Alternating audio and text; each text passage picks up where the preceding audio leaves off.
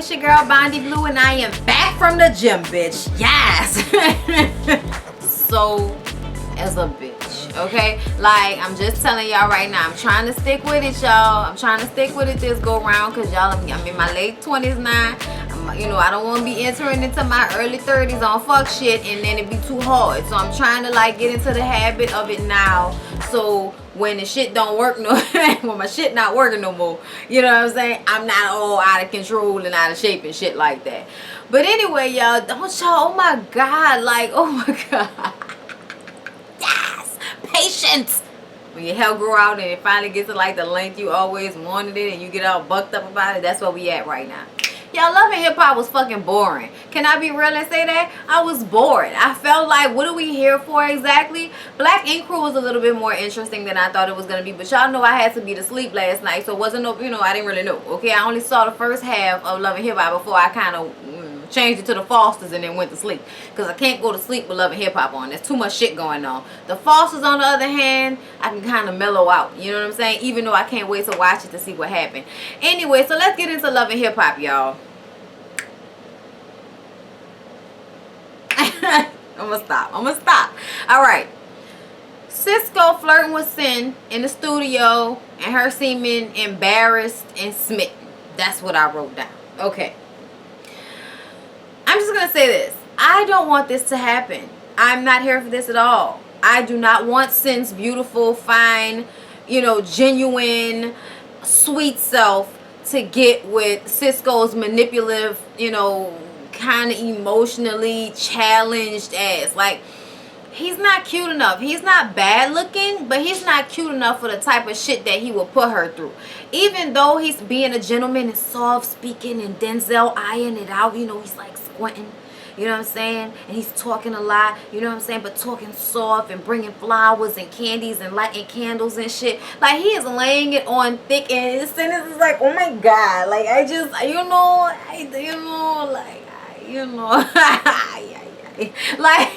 bitch don't want to really tell you that you ain't my type, bro. You know what I'm saying? I ain't really checking for you. You know what I'm saying? But you know what? We don't know what's going to happen with that situation just of yet. But we did get a chance to hear the song this episode that she did. And she sounded really good. Here's the thing, though. She did lip sync the performance at her, suicide prevention party that she had. Yes, she did lip sync for her life. Okay? Yes, she did. But at the end of the day, that was her voice. I can hear that. I can hear that that's her voice. Certain words that she would sing, I'd be like, yeah, that sounds like her voice to me. So for me, I feel like, yeah, we can say that Sin can sing better than Erica. I think we can say that now. And I thought the song was really good. So big ups to Cisco for being such a good producer. If he wasn't such an asshole, that would be a little bit more believable. But I don't know why one has to do with the other, because there are a whole bunch of great producers that are complete and utter assholes. It's like a part of the package. If you're a good producer, you have to be a narcissistic asshole. It seems that way, doesn't it? I mean, we can name so many, but why? I mean, you all know. I bet you thought of one as soon as I said the shit. Put it down in the comments below. Name a producer that you feel like is a narcissistic asshole. And yes, Kanye can double as one, because we all know he was a producer first. Okay. At Sin's party, okay, Johnny Blaze's sex tape comes up because Precious Paris had got the juice and had came to spill the tea all over the party. And this is what I'm talking about when I feel like I don't know if we'll ever be able to get past the type of shit that Johnny Blaze has done. And y'all know I've said this time and time again in every episode. I continue to like Johnny Blaze even more. True, she has no chill, but she's sweet and she's hot. And I don't feel like anybody, I don't feel like she comes at anybody. I feel like people get disrespectful, and a bitch that don't have, don't have no filter, don't give a fuck, will fuck you up, got buku leg power. Like, yeah, okay, I feel like she gonna swoop that ass. It's like I think about it in my mind, you know what I mean? So yeah, but I'm not ever really mad at Johnny Blaze. Like, I really like her. And to hear that her retarded ass decided to do this sex tape, somebody paid her, she needed the money, and somebody privately paid her to do a sex tape. And then one of her exes got a hold of the sex tape or something, and then they tried to extort money from her. That's what she explained. I had already heard this on a Vlad interview, but they reiterated this when she did the radio interview with a homegirl of hers, and Tara was there, and she explained to Tara how she was in love with Rich, and Tara was like, I don't know if my boy Rich is in love with her. And I'm like, why is she the only one that sounds like a news reporter? Like, what is that about? But you know what, goddamn it, we need the diversity, okay? Not everybody has to, you know, talk that yin yang, you know what I'm saying? I was looking for my boyfriend. He is. Now what's up? Sorry. That's why I went with it. Anyway, moving along. I don't know if we're going to be able to look past all of this shit and, like, you know, really pay attention to Johnny's music.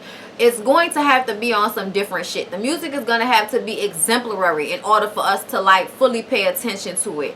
I don't know if she'll ever be mainstream because of this type of situation. I don't want to down her dreams, because somebody that talented, you would always pray and hope that they would make something of themselves eventually, even if they have been through a lot of fuck shit. But I think she continues to be the poster girl for stripper thottism, and I just want her to pull that back a little bit. You know what I'm saying? Like, just pull it back a little bit, you know? I get it. You hot, bitch. You know what I'm saying? And you make money stripping. Like, you make good money stripping. So I get it. I get it.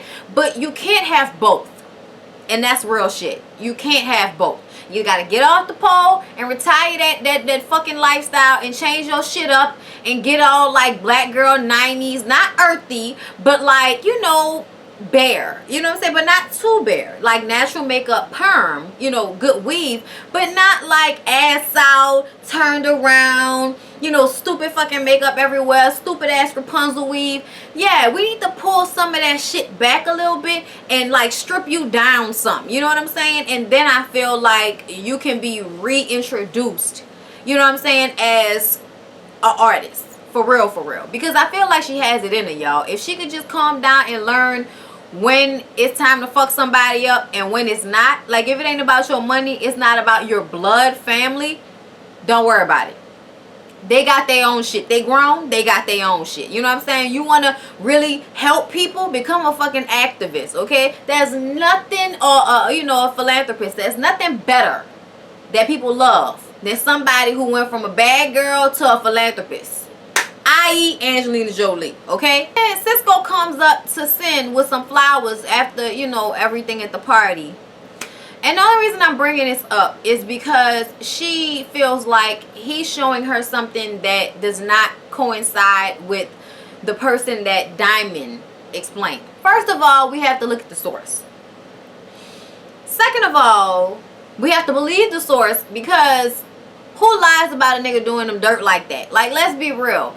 Cisco is the type of person that will play nice in your face and cheat on you behind your back like it's not nothing. No remorse, don't give a fuck, okay? And then if you ever have the audacity to want to fuck with somebody else, handle you like you a fucking puppy and chuck you up and be like, bitch, you better not have, you know what I'm saying? Like, I feel like he that type of nigga. Like, you want to be all fucking aggressively protective and jealous, but then you out here fucking around. You crazy. Like, no, you fucking crazy. Like, niggas like you need to meet bitches like Johnny Blaze. Like, that's what I feel. I feel like y'all, you know, you need to hook up with a bitch like that one time, because they'll cut your shit off and then we won't have these problems no more. Or something along those lines. But they get your fucking mind right, okay? Anyway, y'all, some little small shit. Yandy's dad is having surgery. They found the blood clot in his leg, and if he doesn't have the surgery, it's a possibility that he could die, and they might have to amputate his leg. And she's worried about the change of lifestyle because her father is very active. And Mendices is finally showing us that he's the guy that we all love and know, by offering to go and get her dad and, you know, do whatever he can do to make her feel better. He'll go all the way down and get the dad come live with them, you know what I'm saying? And I'm like, big ups to Mendices for always wanting to take care of fam and shit like that. But at the end of the day, nigga, you ever say that girl don't care about her kids again, I think she should punch you in your fucking teeth. Rich is baffled by Diamond's behavior, okay? And she breaks down after he reads the piss out of her and was like, look, it's not really me, okay? Like, I know I act crazy and everything, but I put up barriers to protect myself, and I know I messed up, and I know I did stuff to turn you off. But if there's anything, you know, like, I just want to be your friend. Like, I think we can still be really good friends. And I'm like, you fucked him in a public bathroom. You wasn't even his woman. So how you think, how you think, how you think, how you think, how do you think that he's gonna think of you as a friend? What the fuck, Diamond? Okay, yeah, I had to sing it old school soul kind of way. Moving around, but for y'all, okay? When I'm falling low, girl. Look, shout out to TC Carson. Y'all fuck with me if y'all don't watch Living Single, okay? Y'all fuck with me, y'all watch Living Single.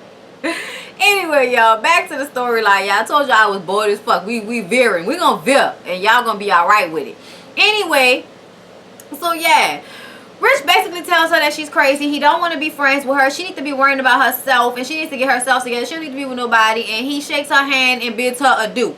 And I feel like, once again, bitch, if you will put this much energy into your child, your life will be much more satisfying. Because this right here, watching you go from pillar to post, crying over pussy ass niggas constantly, when you got a daughter being raised by her grandmother, like you really needed your ass to be out here in New York. You are on some absolute utter fuck shit, Diamond. I can have no respect for a woman like you. I really can't, because you always put everything else before your daughter. You have more time for these niggas than you got for your daughter. And that's what fucked my head up. That's what I get upset about. And there's no, editing or no other fuck shit explanation that you can use that's gonna suffice in this situation. Because all we can see is your daughter is in California. You didn't need to be in New York. The nigga that you was running behind ain't for you, and you're still out here running behind other dirtbag niggas, crying over them instead of bringing your ass home to your daughter who needs you and who you should be there for every day. Okay? Every day. So Chink goes to his mama's grave, y'all. Sad scene, okay? We out here to see the people or whatever. He out there to see his daddy. His daddy's sick. His daddy don't look sick, though. I'm going to tell you that much. I like Chink daddy. I really do. I like when you find out that people had two parents. You know what I'm saying? Like, they know who their daddy is, and he was in their life and raised them and got them up for school in the morning. Engaged. Like, you wonder, like, most of these niggas look like they don't know who their daddy is on these shows. I'm just saying. So Chink goes to talk to his daddy, okay? And his daddy basically tells him that he's always going to be loyal to Chink's wife. But if, he feels like it is mandatory for Chrissy to meet his father, then his father not going to act ugly with the lady, okay? Now, and I feel like, why would you think that he a man? It be women that be with that fuck shit and act all nasty with their children's spouses or girlfriends and all of that shit. That be the mamas with that shit, okay? Men gonna act nice because she a lady, okay? As long as she come in there respectful and nice, he's gonna act nice towards her because he's a man, okay? Like, that's what it is right there, okay? So I don't understand why everybody was so fucking worried in the first damn place. If we going to see him, obviously he gonna be cool about it. Chink dad was so nice. I'm telling you right now, I really like that old man, okay? He told him, he said, look, you gonna do what you gotta do when it comes to this woman situation, because you ain't gonna be blaming my ass down the line if you end up not being happy. So he tell him, really, ultimately, yeah, I'm gonna be loyal to your wife because that's my family, that's my blood at this point, But I'm down for meeting Chrissy. So he bring Chrissy out there, make her drive 5 hours in a goddamn car. And I'm like, really, you broke ass nigga? 5 hours in the back of a fucking car? You got me playing pussy and about to get fucked.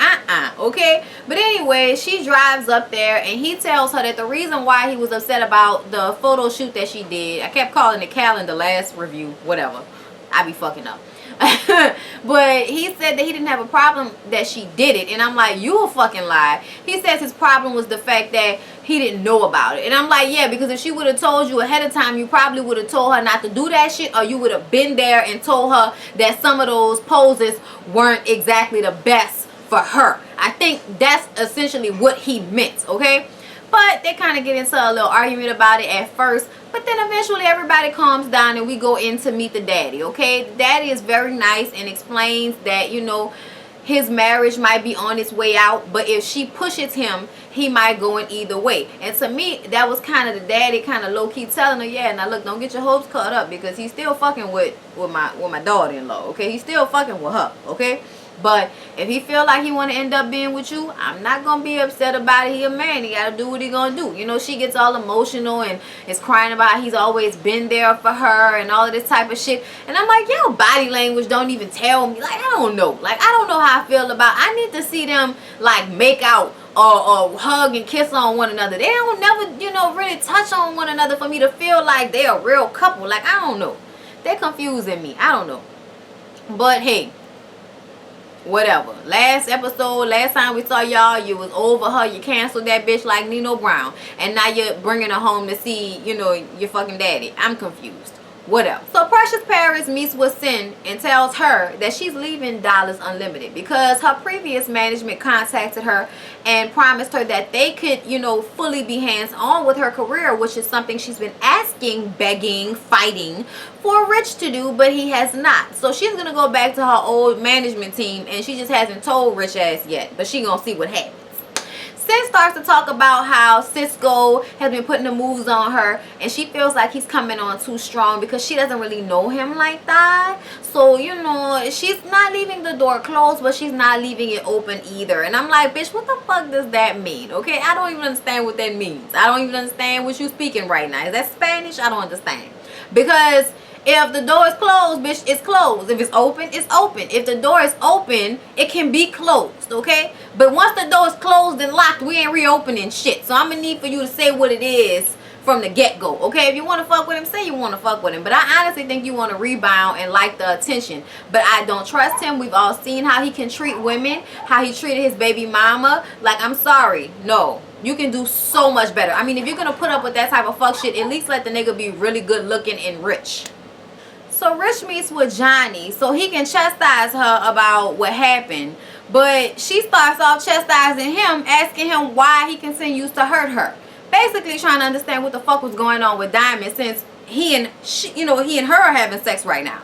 And he tells her that, bitch, we ain't going steady. We just be fucking around. I mean, yeah, the sex great, but damn, babe, we fucking around. Bitch, you got me hot. Popping up at the club. Fighting my fucking artist, bitch. What the fuck is you thinking about? I just sorry. That applies to all these hoes, not just Johnny. Anyway, but Johnny was just like all in her emotions and shit, saying how she's always been there for him, and you know how can he say he don't love her? Because she was like, say you love me, because you know you love me. And he was like, I don't love you. And I was like, that was cold-blooded. See, where is Rich's daddy? Okay, see what I'm saying? Rich, you be cold-blooded sometimes with these females. The way you drive Diamond, I was here for that because she needed that reality check on some serious shit. But Johnny, on the other hand, I feel like you play with Johnny's feelings. And I also feel like moments like these are the moments that you live for. The moments that you can throw that sex tape in her face and tell her that you hope she sells $1 million and you don't love her and you don't give a fuck and you're a grown-ass man and you can do whatever you want to do. And, you know, she gonna be in a strip club. Whatever. He's saying all of this shit to her to hurt her. And I really think it's just so he could piss her off so that the sex, when they get back together, is gonna be even more feverish. Like, I feel like he the type of nigga that like to get into arguments with bitches just so they make up sex can be great. Like, that's what I feel like. It was the same thing with Erica. He like crazy bitches, as we can see. And yeah, I think that's what it is. Rich, you're like a narcissistic asshole too. Okay? We'll spread it around. I think you are too. And nigga, you got a college education but you can't spell maniac? Really? You didn't? Okay, no, that was before your time. We're the Animaniacs, and we're zany to the max. So just sit back and relax. You'll have a few great laughs. We're Animani, totally insane. They're driving me crazy. Animaniacs. Look, I know I spell fucking maniac because I can sound it out. Okay, M-A-N-I-A-C. Like, comment, and subscribe, you guys. I love you all. Care, bear, share, and I'll see you in my next video. Bow.